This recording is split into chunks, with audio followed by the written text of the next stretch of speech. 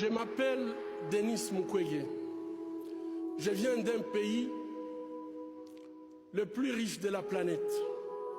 Pourtant, le peuple de mon pays est parmi les plus pauvres du monde.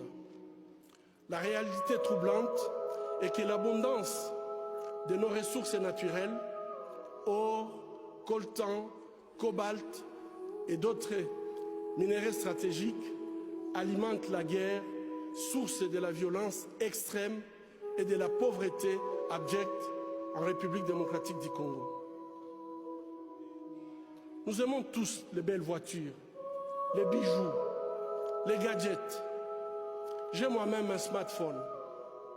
Ces objets contiennent des minéraux qu'on trouve chez nous, souvent extraits dans des conditions inhumaines par des enfants jeunes qui sont victimes d'intimidation et de violences sexuelles. En conduisant votre voiture électrique, en utilisant votre smartphone, en admirant vos bijoux, réfléchissez un instant au coût humain de la fabrication de ces objets. En tant que consommateur, le moins que l'on puisse faire,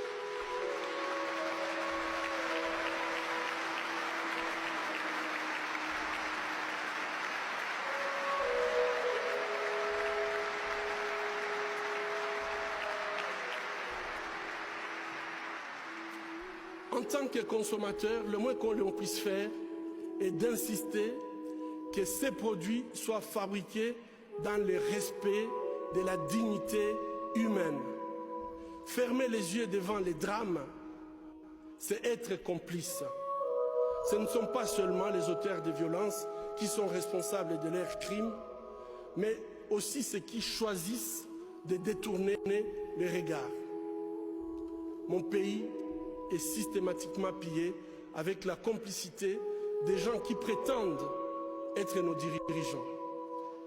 Pillés pour leur pouvoir, pillés pour leurs richesses et leur gloire, pillés aux dépens des millions d'hommes, de femmes et d'enfants innocents, abandonnés dans une misère externe, tandis que les bénéfices de nos minéraux finissent sur les comptes opaques d'une oligarchie prédatrice. Cela fait 20 ans, jour pour jour, qu'à l'hôpital de Panzi, je vois les conséquences de cette mauvaise gouvernance de mon pays.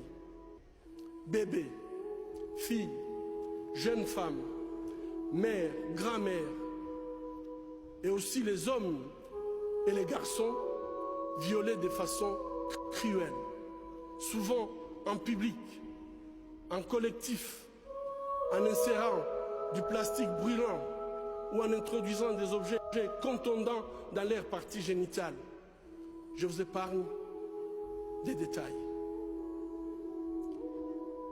Le peuple congolais est humilié, maltraité, massacré depuis plus de 2 décennies au vu et au su de la communauté internationale.